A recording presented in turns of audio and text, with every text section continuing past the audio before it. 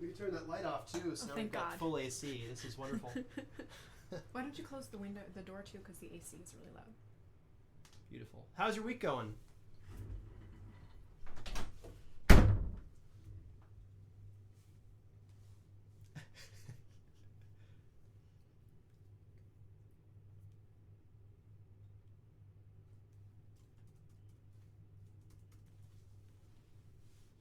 Well, thank you. We are too.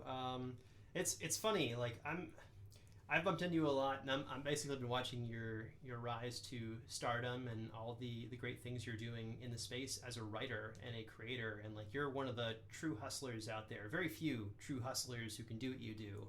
So it's really like I feel like we're being acknowledged by you. So you're it's really cool for us as well.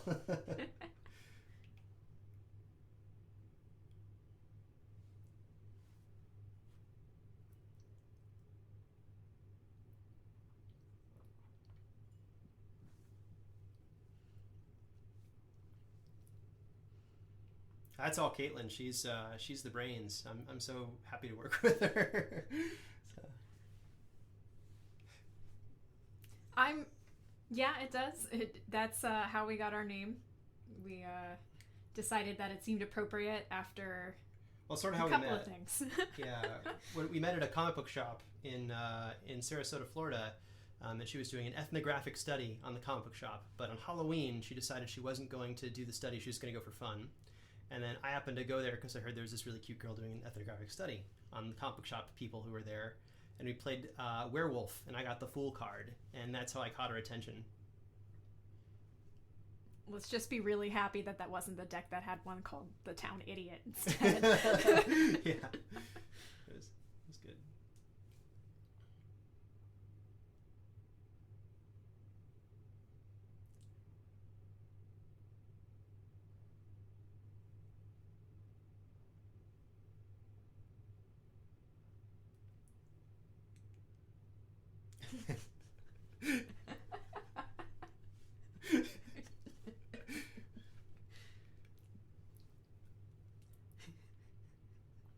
We are married, yeah. Yep.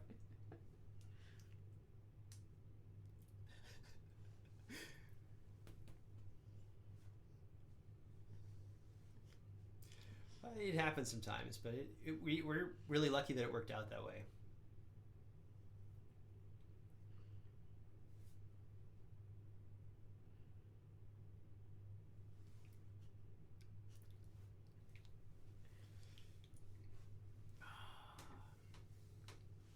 Siobhan is amazing. We're so lucky to work with her. She's also really cool. She was born in Scotland, like took a few years in China while like formative years, got the degree speaking Mandarin at some point, and now lives in like South Africa. So her accent is very scattered, and it's really cool. It's a very futuristic accent when you think of like what the future would sound like.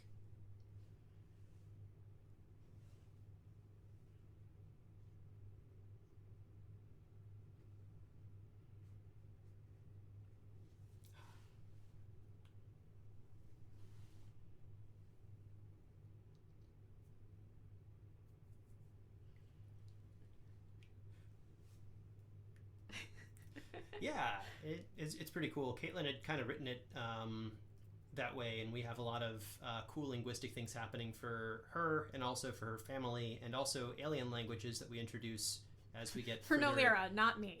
Yeah, for seasons 2+ and stuff. It's been a lot of fun developing linguistics for that.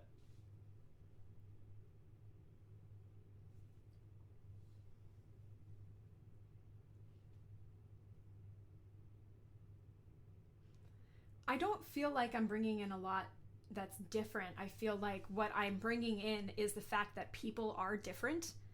And, and people seem to think that that's kind of revolutionary. Like, why do you have all these international people in the White Vault? And I'm like, well, that's just the way people really are. And then when I thought about what a future should look like, what the technocracy should look like, I knew that I wanted it to be from the smartest, greatest minds of all of humanity trying to make something. So they ended up sounding like Siobhan.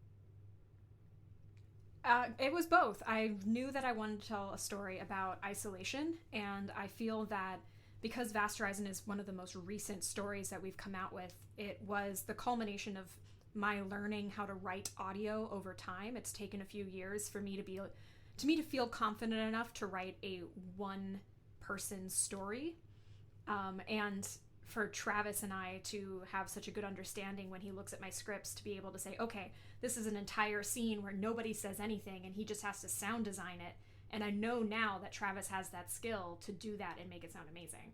And I get like a script where like there's just a single line, like, you know, she crawls through a tunnel duct for like 5 minutes, opening and closing various hatches and having these little things happen while she's doing it. She trips or gets stuck. And it's like, okay, that's about 4 hours of my life right there. That one line of sentence in this script. So we've really grown enough to tell this story we weren't able to tell before. I would also add that it's really cool from my perspective, not being the writer. Nolira as a character, and basically the first season is her present alone and a bunch of flashbacks. And then season 2, we introduce other characters, and it's very exciting to see how our audience perceives her interacting with other people, because it's kind of it's a new thing, and it's really it's kind of funny when you think like, oh, my character's talking to someone else. This is revolutionary.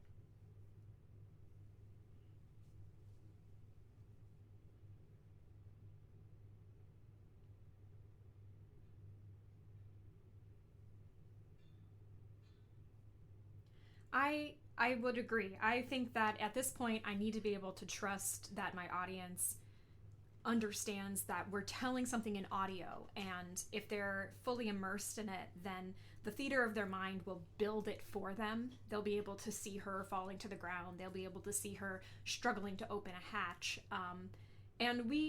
It's kind of that idea of show, don't tell, except what we have to show is going to be all audio cues. So we're showing you through sound as to the best of our ability, which is really something that Travis has been excelling at.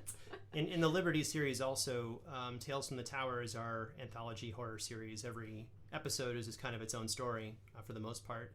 And like by season 3, we basically ditched narration. They started off originally 100% narration with some sound effects, and at this point it's all just dialogue or you inferring what's happening from the sounds you hear. So Kaitlin's evolution as a writer over time has also shifted the sorts of stories we want to tell and the stories that we have the ability to tell. And she's gotten a lot better at doing that without relying on like narrative cues to explain what's happening.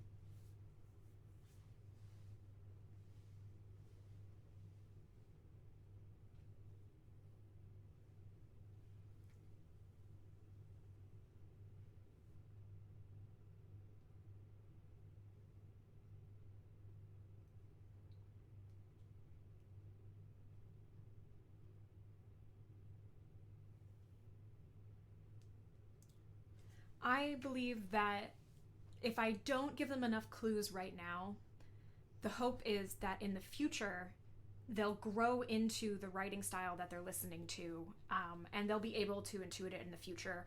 Or for a lot of the stuff that I write, because I write a lot of clues and a lot of mysteries and a lot of tiny hints that people don't in the beginning believe are significant, and then a couple episodes later they'll be like, well, holy crap, that one little line was far more significant. Because I do trust that they'll make those connections. If you're in it for the mystery, if you're in it for the struggle, if you're in it for the horror, you're going to be looking for those tiny little clues, and that's going to really help bring a mystery styled story together without me having to come out and spoil everything. I really feel like if you coddle people, you're not telling them the best version of the story. I'd also add that it's been fun to watch there's like a couple of different threads on Reddit and our subreddits for our shows and also our Discord, where it's basically these tinfoil hat theories based on like the clues that Kaitlin's left in the stories, or like the little audio cues. We put up transcriptions for all of our shows for free, and sometimes they'll read something that they didn't actually pick up that they heard, and they'll listen for it. And now that they know that they're listening for a specific sound cue, like it suddenly makes the story 3 times scarier or more significant underlining to a plot element. So that's kind of fun.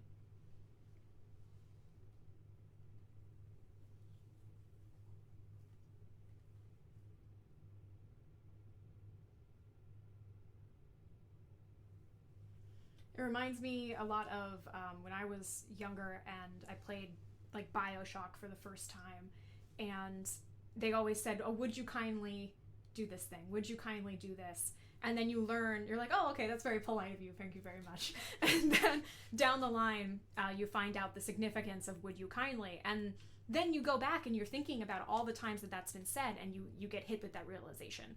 And I think people coming to conclusions on their own is far more powerful and far more empowering as a listener or a reader than having someone just spell it out for you. So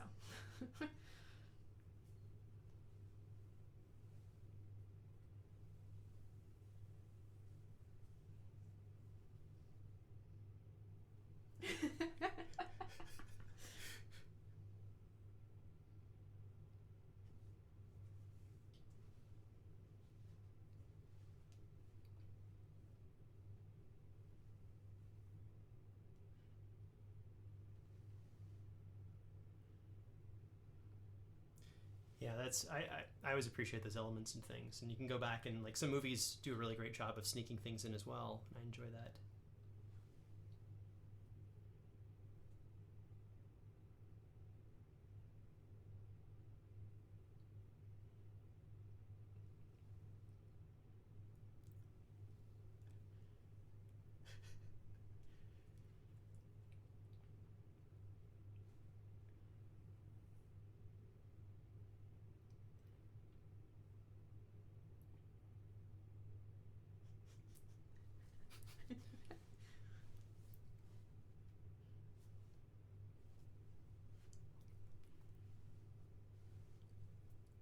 So I'll actually jump it back an extra year to 2015, where I was trying to work on a comic book that I wanted to, sell and be famous with and have fun stories to tell. And I learned very quickly that comics are a lot of work and they rely on a lot of other people if you're not the core artist. And there's a lot of waiting that takes place. So I wanted to tell more stories than I had time to illustrate or funds to illustrate. And then Kaitlin and I wanted to do something together creatively because we were very good friends at that time. In England, she was going to college, and I was like basically feeding her and making sure that she slept and stuff while she was trying to get through a master's course. But for some reason, we had enough time to do something fun, and we were either going to make a video game or we were going to like maybe try and make a podcast, a story podcast. And the video game thing we tried for a day, and it was like we got Hello World after like a full day of trying to learn how to program, and we kind of gave up there. And then we wrote a script together, and then really quickly discovered that Kaitlin is very good at creative control. If you give her creative control, she can do a lot more than me trying to like interject in things. And I was much better at the sound stuff and the editing stuff. So we decided we could make a podcast really quickly. And the speed at which we could tell stories was very incredible for us. And it's almost instant gratification compared to like other mediums we've worked in, a lot cheaper as well, because we are able to do kind of almost everything just between the two of us. I guess you can keep going with the story. We knew we wanted to tell stories, and we had been listening to podcasts together for a while, and we decided, okay, well, how can we tell stories, because we need some kind of creative outlet. And we decided to sit down and try and write a script together. Very quickly found out that I was a very good scriptwriter and Travis was a very good sound designer, so we were gonna easily decide, okay, we're gonna draw this little line between what our jobs are, which very quickly allowed us to have this almost kind of business-like structure very, very fast. Yeah. That's very and helpful. and it grew from there, and we were celebrating just having like 100 listens. We were sitting around the tiny table in our flat. I was happy at 14 listens when the outnumbered. When we got to 100 though, it was like us sitting around our tiny little table in the flat eating like a microwavable spaghetti dinner, and we're like, we got 100 listens. We were super happy about it, and we just decided that it was really gratifying to be able to tell the stories that we really, really wanted to tell. And podcasting and audio seemed like something that we could do, and something that we eventually became pretty good at. We're all right. Well, we've released a new episode every 2 weeks, basically since then, almost without break. 5 straight years of yeah. podcasting. So it's become a thing for us, and we're really happy that we've been able to develop a fan base and to grow as we have.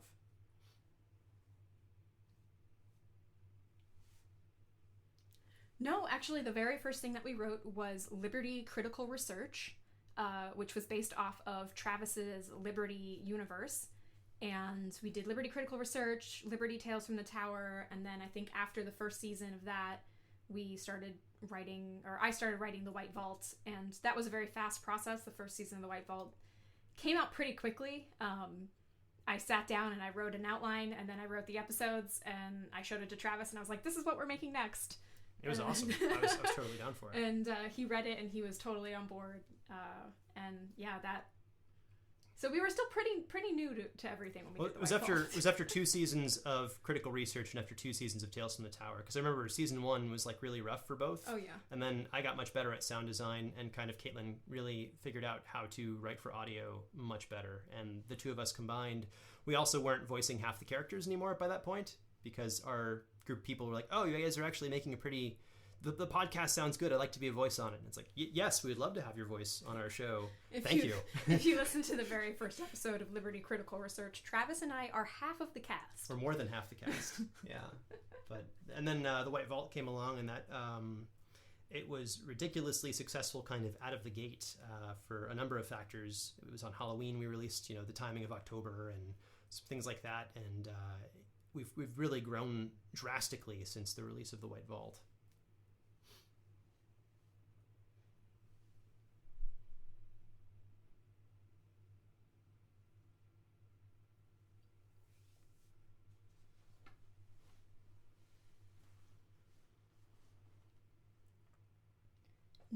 Nothing is more frightening than what you will create in your mind.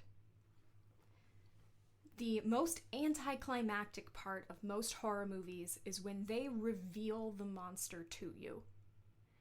And in audio, that is never going to happen. You will always create the scariest monster. You will always dim the lights in the room in your head to the scariest amount. Like, you have complete control over the theater of your mind, and horror is so well fitted to fitting into those cracks and making you terrified.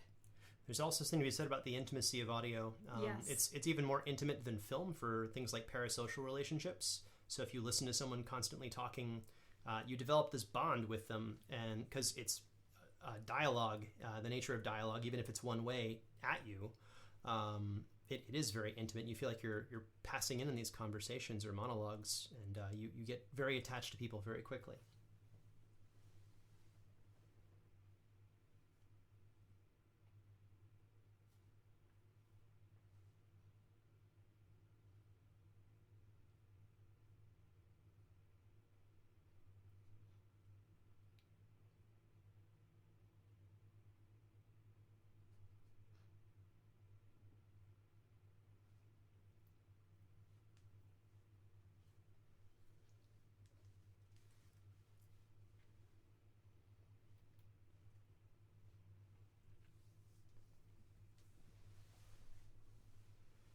I mean, he literally writes about things that don't fit into the modern, like the physics of our universe.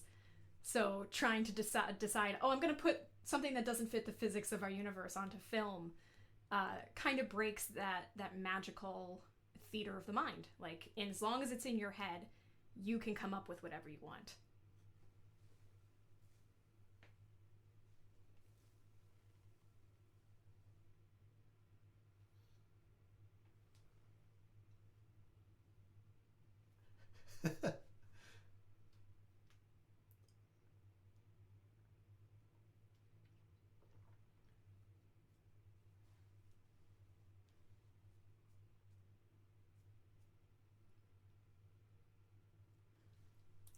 I would have to agree with that statement. It's kind of like you've been through like a haunted house or a theme park or an adventure together. You've kind of run the marathon and the full gambit, and if someone survived, you've survived with them, and you've got that shared experience with other people who've seen it.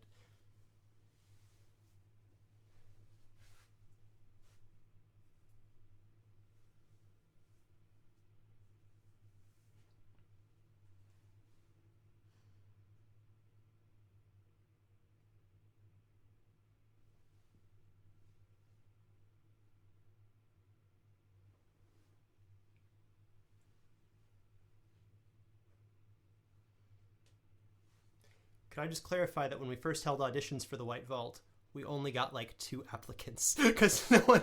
So like our expectations were low. So when we first started, a lot of people didn't even trust us enough as creators to send us an audition.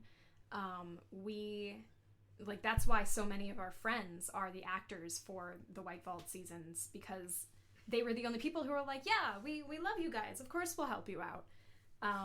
So it started off as, oh, we're just making another podcast. Let's see where it goes. We're really excited about it. And most of the actors hadn't acted before. Yeah, I mean, we were some people's first time really, really acting. And it was, again, just we're so thankful that they decided to take a chance on us. And when it finally became... Well, the first month it was released, we looked at the numbers and we weren't really sure that they were the right numbers. It was like, what? It was very confusing, but it was... Sorry, I cut you off there. I don't know. I was feel very like exciting. We are always excited about a project because Travis and I, as creative people, just get overwhelmingly excited about the creative process. We're like, oh man, let's spend our entire weekend drawing maps and working on things. That's very true. But as far as celebrating goes, it doesn't really feel... I know it sounds really kind of negative to say, but for me, I'm more of the pessimist and Travis is more of the optimist in our relationship, both marriage and work relationship. For me, it never really felt like, oh yeah, now we're going to celebrate, because doing podcasting, and that doesn't make sense, but podcasting and creating is a constant amount of work.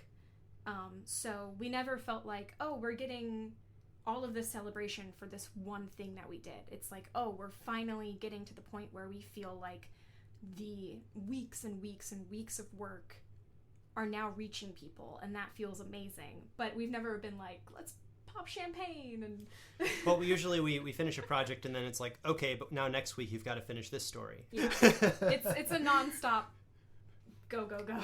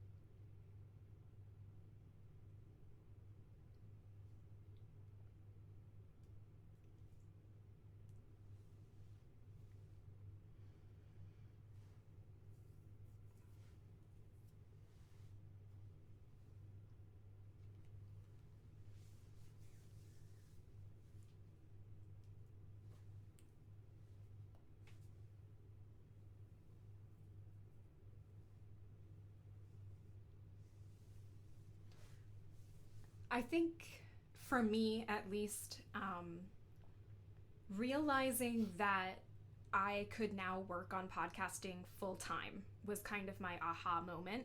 Like, being a writer and trying to create these stories and getting them out to people, realizing, oh yeah, I'm just going to keep doing this and I also have my other job to do. But when I finally got to the point where it's like, okay, I can just write audio drama and I can write audio fiction. This is my job, my actual job for my life. Like, I've made a career out of this. That was kind of my, it's all been kind of worth it moment. It wasn't a culmination of an individual show so much. It was a culmination of having our little company and growing that to the point where it was going to be able to support a job, like a career as a writer, which is something so many people struggle for because they also want to be that creative person. So that was kind of my little celebratory moments. It's weird in podcasting, especially in the fiction space. There are not a lot of great examples because there's some element of secrecy for some people who are really, truly successful. And then there's a lot of open source people, but not everyone really talks, or didn't in the past when we started. So having markers of success was never an easy thing to gauge. Like, is 1,000 downloads per episode a good thing? Is 10,000 a good thing? Is 100,000 a good thing? Well, they're all good things, but it's all very subjective based on the goals of the individual. And very few people in the fiction podcast space have the same goals as you. So it's trying to find what's important to us and what we value and what we should celebrate and what we can celebrate have been kind of these weird abstracts that we've been trying to figure out and trying to project, okay, well, if we keep doing this, what can we expect for growth? What do we think is a normal amount of growth? What do you think is a normal amount of, losing people? And trying to quantify the business model, because it really hadn't been quantified for us in any way. So every time we hit a number, we're never really sure if we're like doing really great or not really great until we try and like go out and do a bunch of research. So it's been more difficult to find targets, but I'm also, I would say the same moment for me was, the Patreon's success where our audience is supporting, and then Kaitlin finally, like, that's her job full time. That was incredible. That was the turning moment for me as well.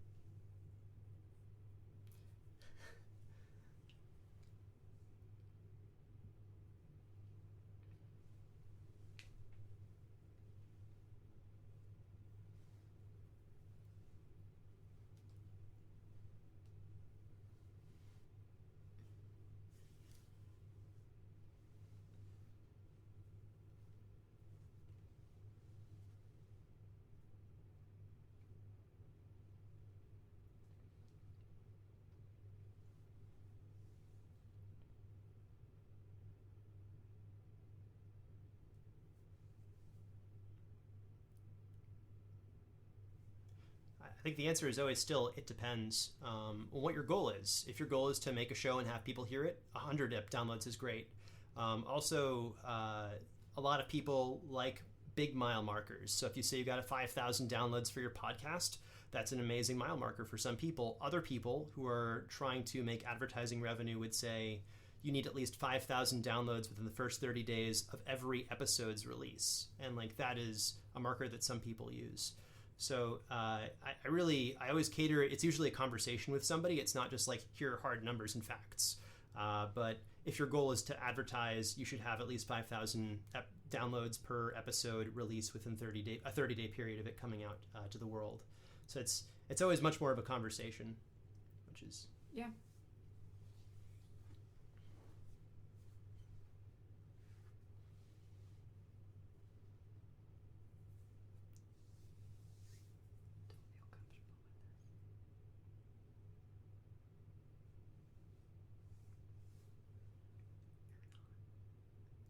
Well, we waited 2 years before we even started doing a Patreon.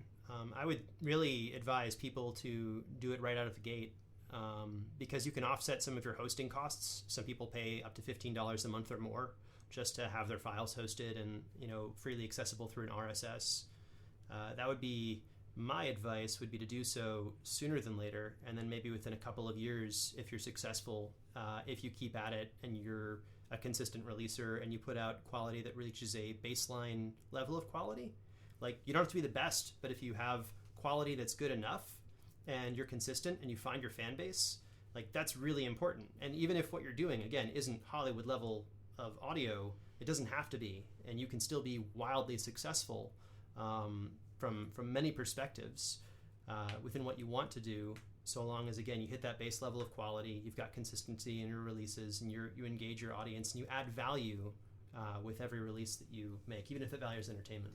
And then, me being the pessimist, I'm going to add, there's also that Patreon catch-22. Running a Patreon to the point where it can become self-sustaining is in itself going to be a full-time job. Like, if you're looking to make Patreon your full-time job, you have to put in as much work as you would if it already was your full-time job. Because people want to see that you're, like you said, adding value. So the amount of time that you spend building extra content, interacting with fans, creating a space that people find that value in is already going to be a very large amount of time, far, far, far before it ever makes you anywhere near the right amount of money to be doing it that much. Travis and I definitely don't have the perfect work-life balance. We spend a lot of time interacting with our fans, and we're really happy that they're usually really fun people to interact with, because we are spending a lot of time like on our Discord chatting with people, or responding to comments, or fostering communities of fans on Facebook, and just trying to find a way to help these people stick around and be part of our community. And we were doing that far before, except for Discord, because we just learned how to do Discord. We're a little slow on the tech side. We were doing all of that far before Patreon supported us. We were doing it so that in the future it could. We also have put out 3 full-blown, like, beginning, middle, end story podcasts with full production. And, like, we've put in easily 70 and 8-hour work weeks for 20 weeks out of the year, kind of as our norm, not really wanting to, or like, this is what we choose to do, but it's necessity. We've got to get the show out. We've got a lot to do. We love what we do. But we really do work very hard. We probably need to get a better work-life balance, but we'll get there one year. This year hasn't been that one yet. I don't think 2020 has been anybody's year, dear. Yeah.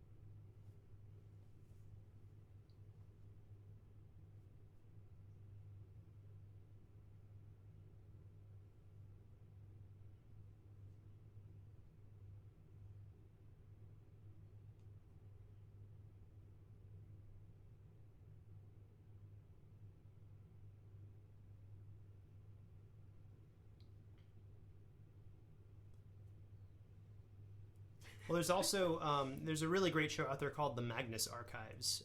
They're Rusty Quill, and like, if you look at their Patreon goals, right? They have a Patreon goal for £20,000, and it says, when we hit £20,000, we'll be making £10 an hour. And you're like, what? And you're like, yep, that checks out. That's the math. Like, if you reach critical levels of success on Patreon, it still, like, isn't that huge on a financial sense. And that's kind of also a common misconception. People are like, oh, if I can just hit this number, because there are fees, because you're actually spending time, and your time is worth something. Let's face it, it really is. And that needs to be quantified in some way. But you also have expenses that reduce that number, that will consistently reduce that number, especially if you're full cast, or you have music, or you have hosting fees, which you will. But everything you do will have a cost associated with it, and that doesn't really also get spoken about nearly enough. And he's the optimist.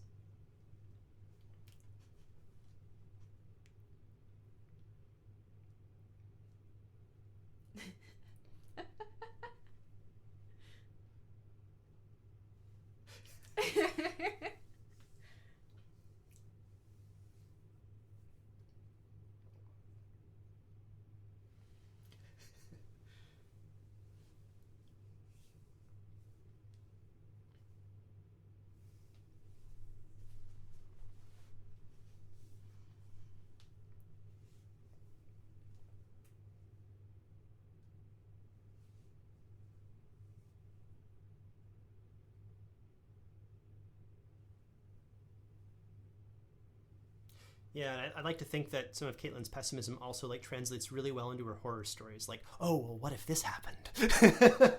I think the part that translates well is I prepare for the worst. Yeah. And so do all of the people that I write. And it's really fun, too.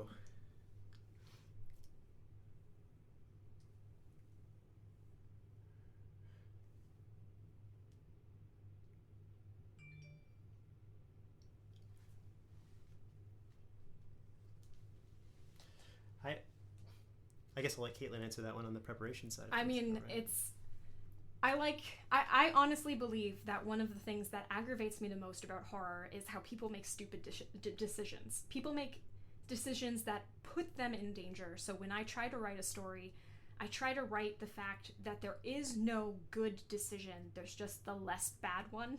And there's a lot of research that goes into that, too. And as far as actually writing prep, I love research. It's a weird, fun thing where I get to dive down the rabbit hole of academic journals online and just search for every tiny piece of information. I love it. I love research. I love preparing everything. And then I want not only the writing itself to be prepared for where it's going to go, but I love for the people, unless I'm particularly writing like someone who's rather naive, everyone is prepared for the situation that they're in until the situation becomes something they never could have prepared for.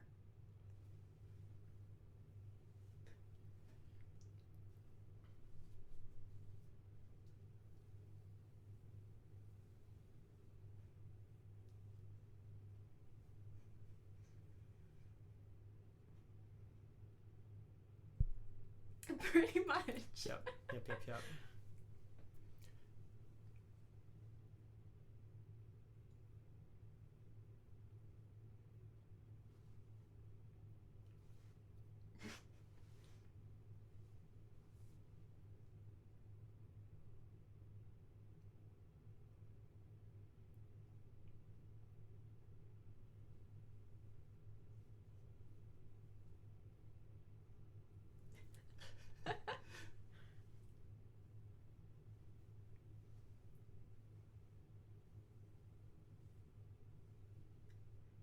So there's... In what sense?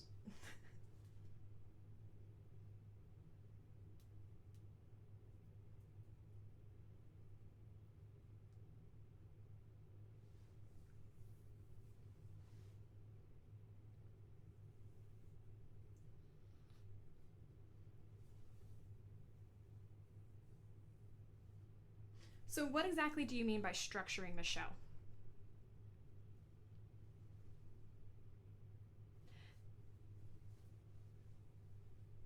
So the White Vault, when we first started, we were writing shorter episodes. Nowadays, we write shows that are anywhere between like 24 to 32 minutes. 5K words minimum? Yeah, so each individual script for one episode is about 5,000 words. Like I said just before, I research and I outline. I am a structured writer. I do not like to go into something unprepared. I usually have everything ready to be outlined, be created, and then I go from there. By the time I am done outlining an episode, the outline itself is already about 1,000 words, and then I turn that into the 5,000 word script. So,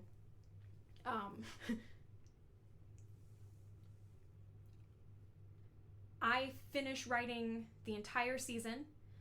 We get all the sections translated that need to be translated.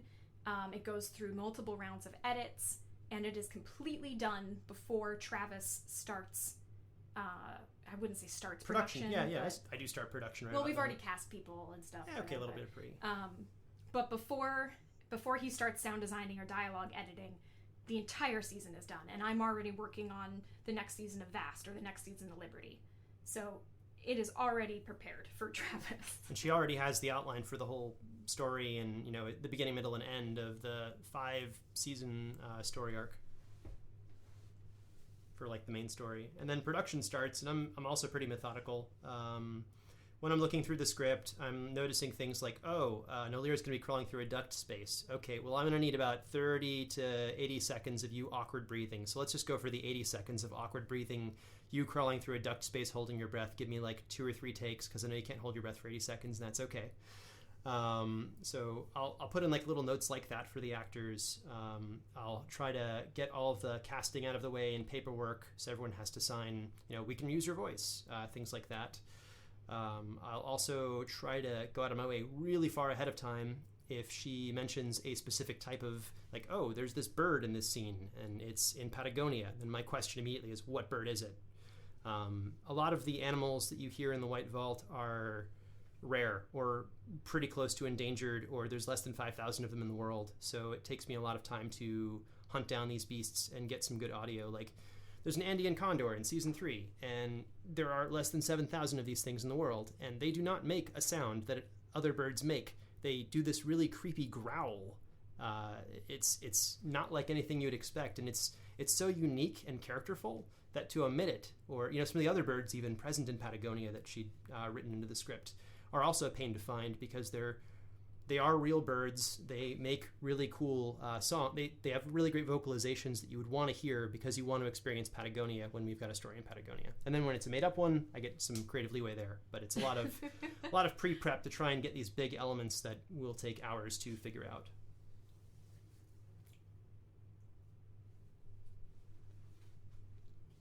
No, it just so happens that the things that are wonderful and terrifying are also very hard to find. No one wants to go near a polar bear to record its audio. Finding that audio is probably the second hardest after the Andean condor, because Nat Geo just sort of fakes it with grizzly bears and pitches them down. But I can't say that.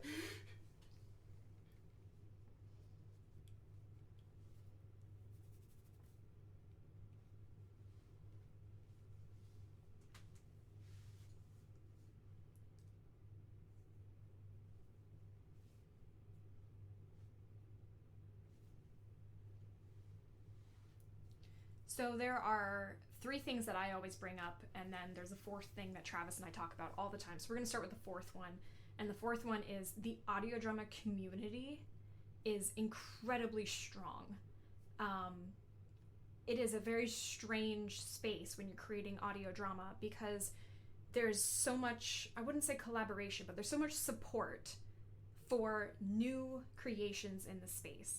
And we knew when we were going to create this new story that we already had people who were excited for us, who were happy for us to create something new. And that in itself was that little bit of boost. So having a few other shows that were the size of Liberty at the time give us little shout outs when we had first posted, or having someone like our actors who just wanted to work with us, and we were such big fans of them, and then they decided that they were fans of us, which was very confusing, and then they suddenly came in and helped boost us as well. It's also pretty cool because there's an additional resource there. Like, we had someone who emailed us and said, hey, if you ever want to set a story in China, I speak Mandarin, I translate it professionally as my career. And it's like, oh, you do? Okay, well, that's our next story idea. And then she also ended up being a lead in a couple of our stories for the White Vault Imperial, and in Vast Horizon as Nolira's friend Constance. I don't know what that has to do with audience. But audience growing. But integrating the audience is kind of the part of what we do.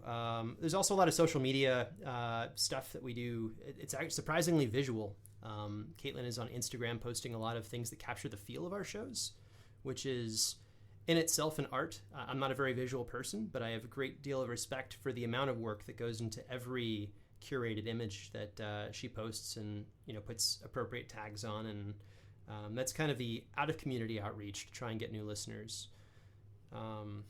So the other three that I usually talk about, and I've talked about it in interviews before, and I think that they are really important, is quality, character, and consistency. If you have a quality that people enjoy, be it a artistic quality or an actual production quality, then they'll probably come back, as long as you also have characters that they enjoy, so people that they can relate with. Or if even for non-audio drama podcasts, for like speaking interview style podcasts, if they enjoy you as a host, as a character, then they're more likely to come back. So if you have quality and you have character, you have to be consistent. You have to be releasing every 2 weeks on a correct schedule. You have to have that consistent character growth that they really, really want out of a story. You have to have that consistent quality that they've come to realize or come to like, because, oh yeah, they're listening to The White Vault, but they're also listening to Outpost Freestead. They're listening to the storms in Svalbard. They're listening to the creaky hinges. They're there for that quality, that consistent quality.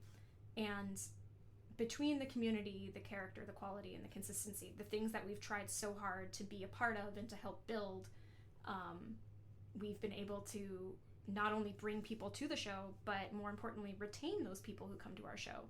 So they give us a chance and they decide that we are worth sticking around. And that's really the hardest part. And there's two other small tricks that are kind of fun. One is, if you have no other shows of your size, you can do ad swaps. So like, hey, we're both horror podcasts. We're both about the same size. Our audiences both like horror. Maybe we should just do a shout out for each other's shows, or play a short clip from the other shows. And that's very successful for some groups, not so much for others. It depends on the genre of what you're making. Word of mouth is very helpful. And then finally, joining communities out there and genuinely joining the communities and being an active member of the community. People are suddenly interested in you, and occasionally when it's like a self-promotional day, or if something relevant pops up and you mention what you do, people will be interested because you're an interesting person. Yeah.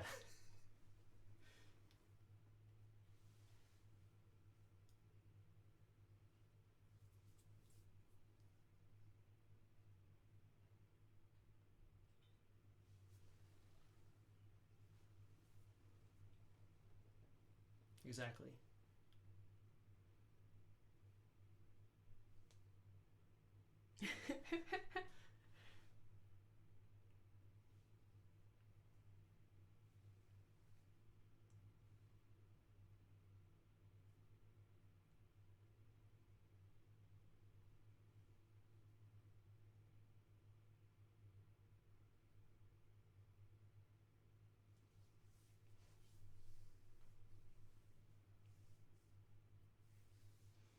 We've got 4 of them. We'll try to be quick, though.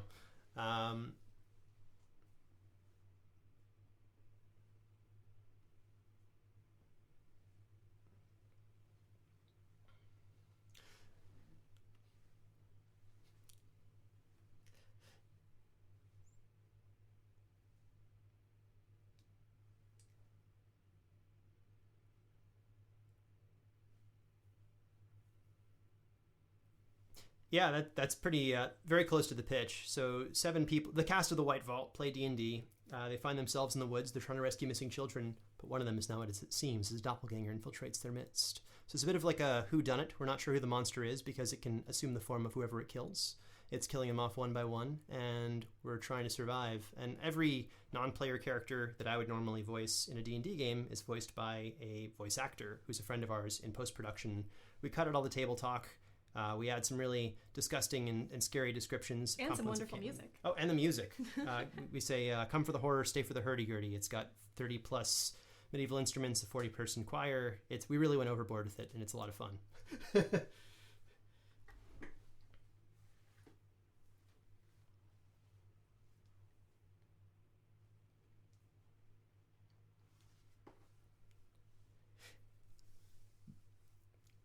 Yeah, Liberty Vigilance. I was actually really self-conscious of my own voice. Kind of growing into podcasting, you hear your voice and you're like, oh, that sounds awful. So I was the DM for that. I cut out my voice. And in addition to wonderful voice actors like Space Ghost and Duke Nukem and Nancy Drew being characters, you also have Wayne June from Darkest Dungeon, or Lovecraft, many of the Lovecraft books on tape, being the Dungeon Master, which sounds awesome.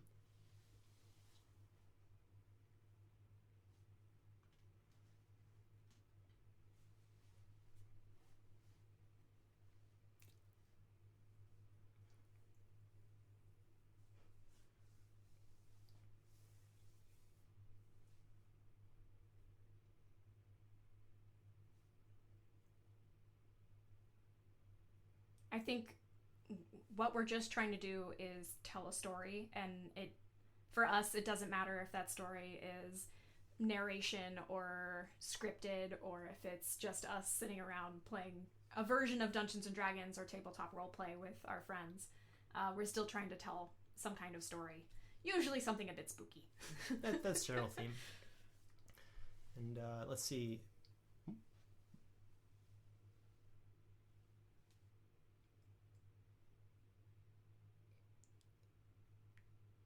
Thank you. So you want to take Liberty? So, Liberty. On a distant planet far from Earth, the military state protects us from these gangs beyond our city's walls. Our hero in this story is a ethnographer named Kovsky, and he's going out there, leaving his comfy chair, to try and, he's a theoretical researcher on this culture, and he wants to learn more about their strange cultures and what makes these monsters people. And that's critical research. Then we've got Tales from the Tower, which are one-off horror stories, also set in the same universe, and that's quite a lot of fun as well. Yeah, my personal recommendation would be, if you haven't heard anything from the world of Liberty, go ahead and dive into our most recent Tales from the Tower episodes. We have some amazing new stories with just the best actors and actresses who help bring our people to life. Some of them have won awards as well. They've been really fantastic.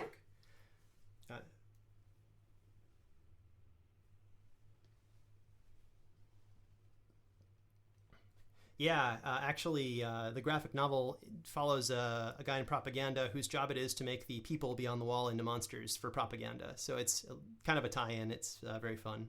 But you don't have to appreciate one to appreciate the other. They're all completely different entry points. But I appreciate you plugging the graphic novel there.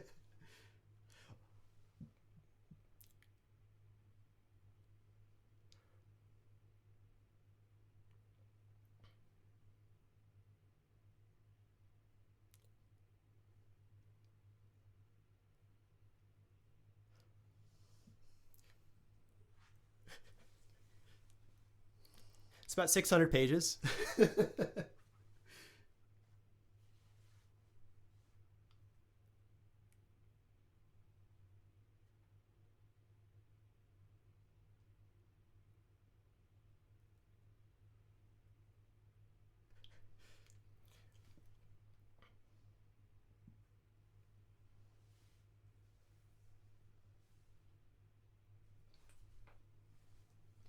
So the White Vault follows the story of a repair team sent to Outpost Fristed in Svalbard, and they become stuck in a storm and discover a tunnel under the auxiliary bunker. So what you do is you follow the story of this repair team when they go through I don't know how to say things without saying spoilers.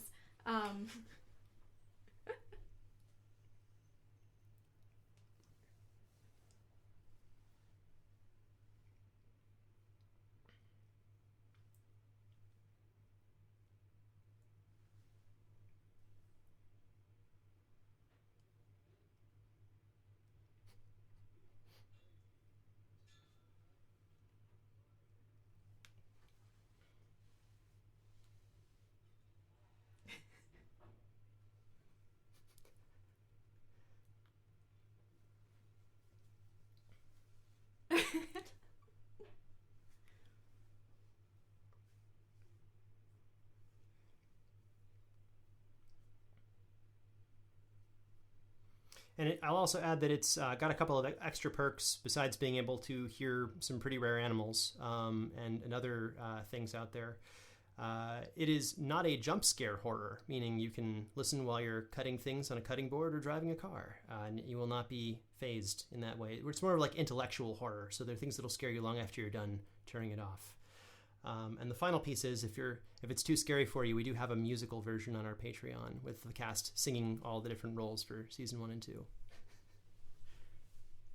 So another part of the White Vault, since Travis already brought up the Patreon, is that we create mini-series, so spin-off mini-series that are usually about the length of a full-length movie, and those build on the world of the White Vault that's available publicly by creating these additional tales of mystery and tales of horror for our community, and it really helps build out our world. We have one of the most recent recordings of the Manchu language, which is a currently endangered language, and we were able to not only write a historically accurate story set in 1700s China, but we were able to get an amazing actor to come in and record Manchu that we had to have checked by one of the world's leading Manchu experts. So it's amazing that as a writer I get to create, like I said, I love doing the research, and I get to create these incredibly accurate representations and then turn them into something horrific. And then our last show, which you brought up earlier, is Vast Horizon, which is the struggle of one woman's will against the vastness of space. Dr. Nolira Eck wakes up on the Bifrost, which is a massive colony ship supposed to have 400,000 people on board, and she is the only one left. And the first season follows her attempts at survival on the Bifrost.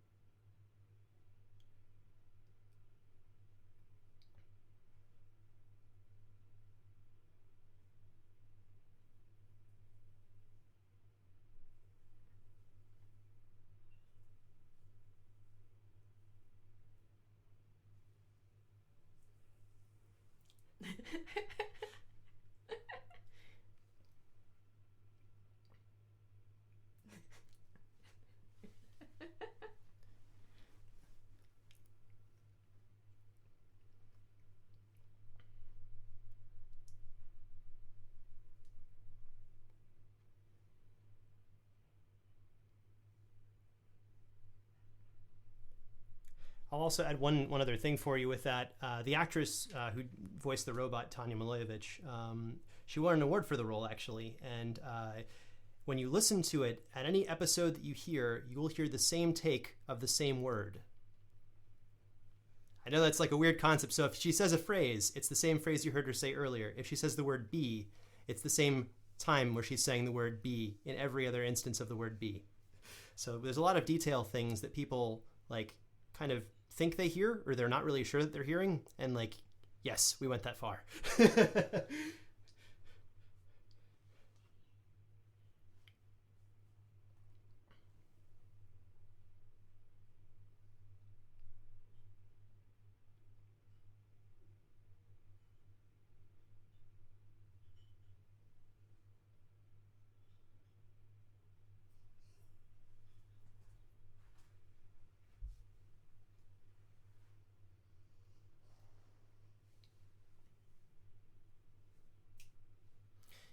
Well, thank you. Absolutely, yeah.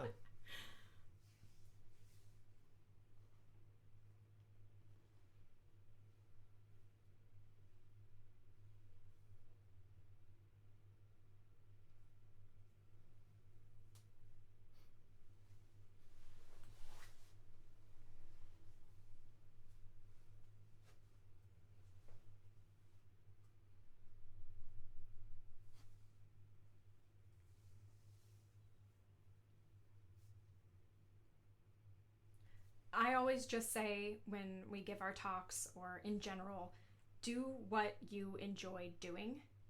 People decide they want to tell stories, and then some people think, I'm going to make a podcast, I'm going to make an audio drama because I want to tell stories.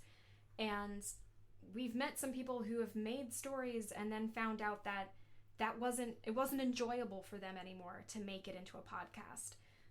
So I always said, okay, well, what if you still want to tell the story, but maybe podcasting's not enjoyable? Maybe you're more suited to writing a novel, or maybe you are the kind of person who can make a video game.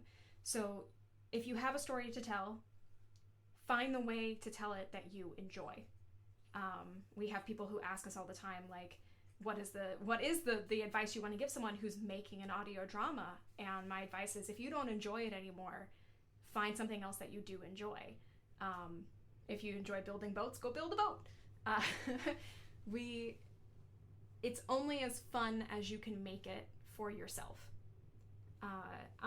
We're very lucky that Travis and I get to work together, and we keep each other on our toes, and we always give each other new ideas, so it continues to be fun, even if we are working 70 or 80-hour work weeks. So just find what works for you. Find what you enjoy. Life is incredibly short when you look at it from the vast cosmic perspective, so just be happy and try to find your way to tell your story. And then I jump in with, if you have a story and you're not sure how to tell it, consider audio drama. It's a weird world. It's so strange, but it can be so rewarding, and sound is so infinite, and it's a great equalizer. These are terms I've heard other people say, and they're so very true. You don't have to be a genius to be an audio editor. You don't have to have a lot of money. You can go to freesound.org and download free sound effects, or make your own and have fun with that a little bit. But you can make something really special with almost no budget whatsoever, with just your own voice or a couple of friends, a single microphone, and a script you've written.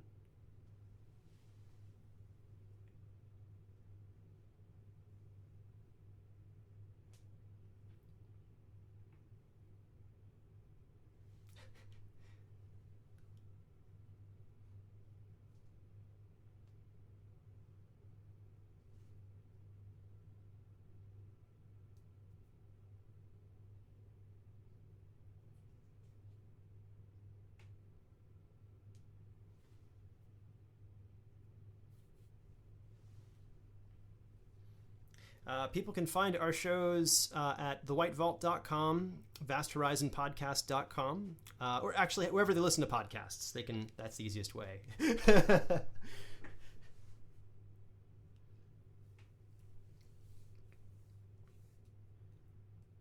My website is statzinc.com. That's STATZINK.com. And mine's travisvengroff.com. And we're on all the social medias for all of our shows. We're not fancy enough to hire somebody to do all those things. So if you tag The White Vault, we'll see it. Or Dark Dice, I'll see it for sure. If someone sends you a gif of a penguin, it's usually one of us. Yeah. Well, thank you for having us.